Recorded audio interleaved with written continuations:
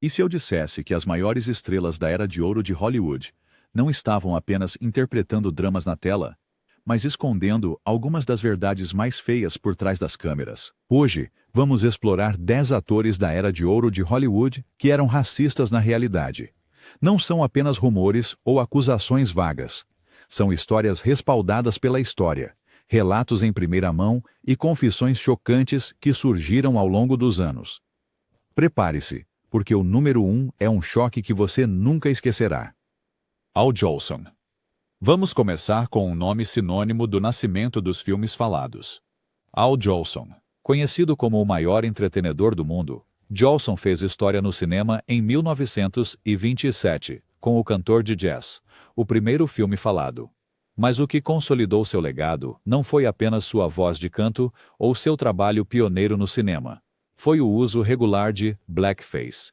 Jolson, ele próprio um imigrante, construiu sua carreira em performances de menestréis, usando maquiagem preta para imitar e caricaturar afro-americanos. Embora alguns tenham argumentado que Jolson ajudou artistas negros a entrar na indústria, ele, por vezes, apoiou artistas negros e insistiu que fossem pagos de forma justa.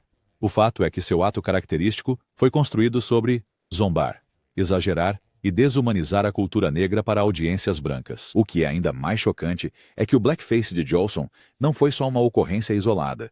Era o cerne de sua performance. Suas interpretações de músicas como Mammy e Swanee tornaram-se sucessos nacionais, mas à custa de perpetuar os estereótipos mais tóxicos imagináveis. Naquela época, o público via isso como entretenimento.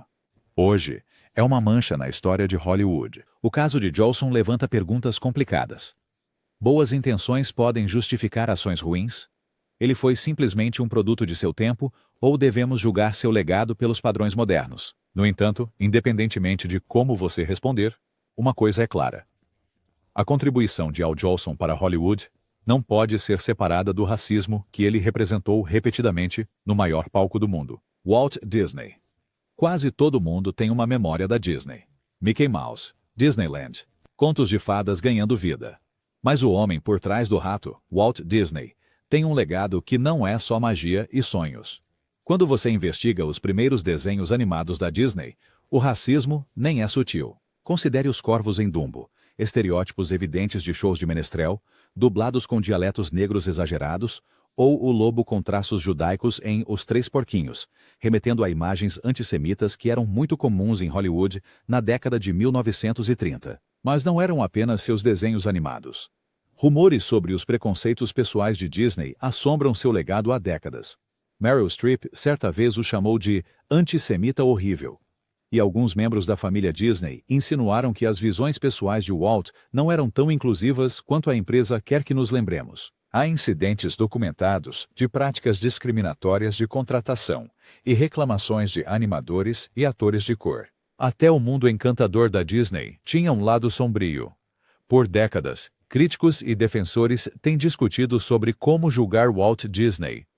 Ele refletia os preconceitos de sua época ou estava ativamente espalhando-os? A verdade é que ele ajudou a moldar a cultura americana, tanto seus sonhos quanto suas realidades feias. Quando você revisita esses clássicos antigos com novos olhos, é impossível ignorar os estereótipos prejudiciais e o preconceito entrelaçados em suas fundações. O mundo da Disney pode estar cheio de maravilhas, mas foi construído sobre crenças que hoje devemos confrontar. John Wayne. Se você imagina o cowboy durão, o ícone americano definitivo, está pensando em John Wayne. Ele estrelou mais de 140 filmes e se tornou o símbolo da masculinidade americana. Mas a reputação fora das telas do Duque é manchada por uma entrevista à Playboy de 1971, tão infame que ainda provoca protestos hoje. Nele, Wayne disse, sem vergonha, "Eu acredito na supremacia branca." Ele argumentou que os negros não estavam prontos para plenos direitos civis, que os nativos americanos mereciam seu destino porque estavam egoisticamente tentando manter a América para si mesmos. E não mostrou nenhum arrependimento pelos crimes da escravidão. Essas não foram escorregadas de língua. Elas foram declarações deliberadas, feitas quando as batalhas por direitos civis estavam em fúria, e o mundo estava mudando. Wayne também lançou insultos homofóbicos ao discutir filmes de que não gostava, deixando claro que seus preconceitos iam muito além da raça. Desde sua de Morte, estudantes protestaram para remover seu nome de aeroportos e prédios universitários. Alguns dizem que ele era apenas um homem de seu tempo. Outros o chamam de símbolo das tradições mais tóxicas de Hollywood. Os filmes de John Wayne ainda são reverenciados, mas seu legado se torna mais complicado a cada ano que passa. Ele era apenas outro produto de uma era racista ou ajudou ativamente a moldá-la? De qualquer forma, suas palavras e a maneira sem remorso com que as pronunciou mostram que até os maiores heróis de Hollywood podem ter pés de barro e corações cheios de ódio. Mickey Rooney. Alguns papéis envelhecem mal. E depois, a atuação de Mickey Rooney como Sr. Yunioshi em Bonequinha de Luxo. Antes visto como um alívio cômico inocente, o personagem agora é reconhecido como um dos retratos mais chocantemente racistas no cinema convencional. Rooney, um ator respeitado com décadas de trabalho em seu currículo, usou maquiagem para amarelar o rosto, colou suas pálpebras, usou dentes falsos salientes e falou com um sotaque caricatural e zombeteiro. Na época, os críticos mal piscaram. Hoje, é um estudo de caso na vergonhosa história de racismo de Hollywood contra asiático-americanos. O mais preocupante é que Rooney defendeu a performance por anos, alegando que não fazia ideia de que alguém pudesse achá-la ofensiva. Mas como ele não poderia saber? Na década de 1960, a conscientização sobre estereótipos raciais estava aumentando. Cada gesto e fala do personagem era planejado para arrancar risadas fáceis, à custa de toda uma cultura. Para muitos asiático-americanos, o Sr. Yunioshi era um doloroso lembrete de que eles eram estrangeiros em seu próprio país, ridicularizados em vez de bem-vindos. Décadas depois, o papel é amplamente condenado. O público moderno fica chocado que o filme tenha sido lançado em sua forma original, e a recusa de Rooney em ver o dano que causou só aumenta a decepção. É um lembrete claro de que a comédia nem sempre é inofensiva, e às vezes é absolutamente cruel. Laurence Olivier. Laurence Olivier é celebrado como um dos maiores atores de todos os tempos, uma lenda shakespeariana cujas performances moldaram o palco e a tela. Mas até mesmo as estrelas mais brilhantes podem lançar longas sombras. Em 1965, Olivier tomou a chocante decisão de interpretar Otelo, não apenas como um personagem negro, mas com o rosto completamente pintado de preto, lábios exagerados e uma voz afetada. Enquanto alguns críticos se contorciam em suas cadeiras, a produção seguiu em frente. Olivier foi elogiado por sua atuação transformadora. Mas a que custo? Na época, o movimento dos direitos civis estava em pleno andamento. Atores negros ainda lutavam por oportunidades iguais, e aqui estava um dos atores brancos mais respeitados do mundo usando maquiagem para interpretar um papel que deveria ter sido dado a um ator negro. A mensagem era clara. Mesmo em histórias sobre vidas negras, pessoas brancas recebiam o destaque. A reação negativa cresceu ao longo dos anos. O que antes era visto como um risco artístico, agora é considerado apropriação racista, uma relíquia prejudicial de um tempo em que a exclusão e a zombaria eram a norma. O talento de Olivier era inegável, mas também era a sua cegueira para o dano que causou. Seu Otelo é um lembrete de que clássico nem sempre significa correto, e às vezes é um sinal de que temos muito a amadurecer como cultura. Marlon Brando. Marlon Brando foi uma força da natureza, redefinindo o que a atuação poderia ser com papéis em Uma Rua Chamada Pecado, Sindicato de Ladrões e O Poderoso Chefão. Ele era respeitado, até reverenciado. Mas, em 1996, Brando chocou o mundo na televisão nacional quando disse: Hollywood é comandada por judeus, uma declaração carregada de teoria da conspiração antissemita. Quando desafiado, Brando não recuou. Em vez disso, ele insistiu, piorando ainda mais a situação. A reação foi imediata. Brando, conhecido por defender os direitos dos nativos americanos e criticar a falta de diversidade em Hollywood, se viu acusado de espalhar ódio, não esperança. Ele foi obrigado a pedir desculpas publicamente, mas o dano já estava feito. Suas palavras foram aproveitadas por grupos supremacistas brancos e instigadores do ódio, desfazendo anos de ativismo. O caso de Brando é um exemplo sóbrio de como até as vozes mais progressistas podem abrigar preconceitos profundos. É um lembrete de que boas intenções em algumas áreas não anulam a intolerância em outras. No final, o legado de Brando é para sempre complicado, tanto por seu enorme talento, quanto pelos lugares sombrios que sua mente às vezes visitava. D. W. Griffith. Se há uma pessoa cujo racismo mudou, O curso da cultura americana? É D.W. Griffith. Em 1915, Griffith dirigiu O Nascimento de uma Nação, o primeiro verdadeiro blockbuster de Hollywood. Foi uma maravilha técnica, com narrativa e visuais inovadores. Mas no seu cerne, era pura propaganda de ódio. O filme glorificava a Ku Klux Klan, retratava pessoas negras como criminosos violentos e apresentava a Klan como os salvadores do Sul.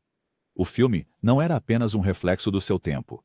Inspirou ativamente o ressurgimento da KKK, que o usou como uma ferramenta de recrutamento por décadas. Comunidades negras foram aterrorizadas, e o filme ajudou a normalizar a violência racista em todo o país. Griffith defendeu seu filme até o fim, insistindo que estava apenas contando a história. Mas a história o julgou severamente. Hoje, O Nascimento de uma Nação é estudado não como uma obra de arte, mas como um conto de advertência sobre como filmes poderosos podem espalhar ódio. O gênio técnico de D.W. Griffith não pode ser negado, mas tampouco seu papel em fomentar algumas das piores violências na história americana. Sua história é a prova de que o cinema, com todas as suas maravilhas, também pode ser uma arma. James Stewart. Poucos rostos são tão amados na tradição de Hollywood quanto James Stewart. A estrela de A Felicidade Não Se Compra, A Mulher Faz o Homem e clássicos de Alfred Hitchcock, Stewart incorporava valores saudáveis de cidade pequena. Fora das câmeras, ele era educado, charmoso e universalmente querido, pelo menos por aqueles que se pareciam com ele. Mas, por trás da persona gentil, Stewart mantinha visões racistas e xenófobas que só vieram à tona nos últimos anos. No set de O Homem que Matou o Facínora, Stewart foi acusado pelo co-estrela negro, Woody Strode, de comportamento racista, incluindo a exclusão de atores negros e a recusa em associar-se com pessoas de cor.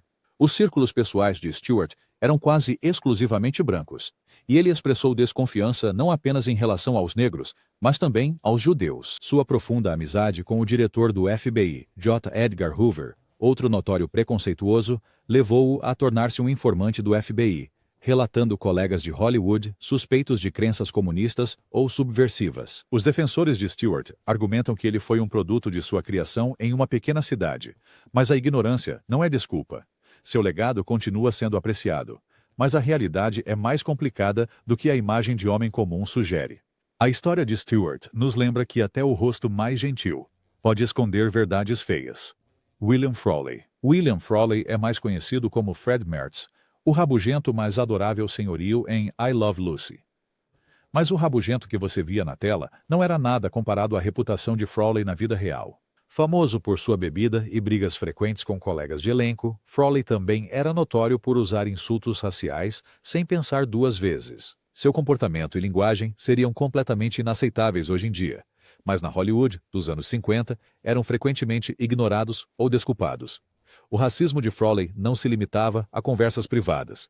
Diziam que ele insultava regularmente funcionários de minorias no set, e era abertamente defensor da ideia de que apenas atores brancos pertenciam ao centro das atenções. Além de seu racismo, Frawley era conhecido por sua misoginia, frequentemente brigando com sua esposa na tela, Vivian Vance, e por iniciar altercações físicas nos bastidores. Desi Arnaz, uma das poucas estrelas latinas na televisão clássica, lutou para manter Frawley em I Love Lucy, apesar de seu comportamento, reconhecendo seu talento. Mas o racismo e a atitude tóxica de Frawley deixaram cicatrizes em todos com quem ele trabalhou. Hoje, os fãs lutam para conciliar o amado Fred Mertz com o homem nos bastidores. Sua história é um aviso. Às vezes, as maiores risadas vêm dos lugares mais sombrios. Walter Brennan. Por último na nossa lista está Walter Brennan, um dos atores de personagens mais premiados de Hollywood, com 3 Oscars em seu nome. Brennan estrelou clássicos como The Westerner, Sergeant York e vários faroestes de John Wayne. Mas suas crenças fora das telas estavam longe de ser heróicas. Brennan estava abertamente associado à Sociedade John Birch, um grupo de extrema-direita infame por apoiar a segregação racial e se opor aos direitos civis. Ele era conhecido por rotular qualquer pessoa com visões, mesmo que ligeiramente liberais, como comunista, e via o ativismo por direitos civis como uma ameaça ao modo de vida americano. A alegação mais chocante. Brennan teria expressado alegria ao saber que Martin Luther King Jr. havia sido assassinado. Amigos e familiares o descreveram como inflexível em suas opiniões racistas, recusando-se a mudar enquanto o mundo avançava. contorno dele. Mesmo quando Hollywood começou a avançar lentamente em direção à inclusão, Brennan aguentava-se a uma era em que o ódio era aceito, e até celebrado. O legado de Brennan é complicado por seu enorme talento, mas suas crenças pessoais permanecem como uma mancha sombria em sua carreira. Ele serve como um lembrete de que as maiores honras de Hollywood às vezes vão para aqueles com os menores corações. Então aí está. 10 atores da era de ouro de Hollywood, cujo racismo, antes escondido nas sombras, agora está em destaque. Alguns eram produtos de seu tempo, outros ajudaram a definir os próprios preconceitos contra os quais ainda lutamos hoje. Seus filmes podem viver para sempre, mas seus legados são um lembrete claro de que por trás da magia do velho Hollywood havia pessoas reais com defeitos reais, às vezes os defeitos mais feios de todos. Algum desses nomes te surpreendeu? Hollywood deveria fazer mais para enfrentar seu passado? Deixe seus pensamentos nos comentários, e se você achou este vídeo revelador, não se esqueça de curtir, inscrever-se e ativar as notificações para mais histórias dos bastidores. Porque às vezes, a verdade é mais dramática do que a ficção.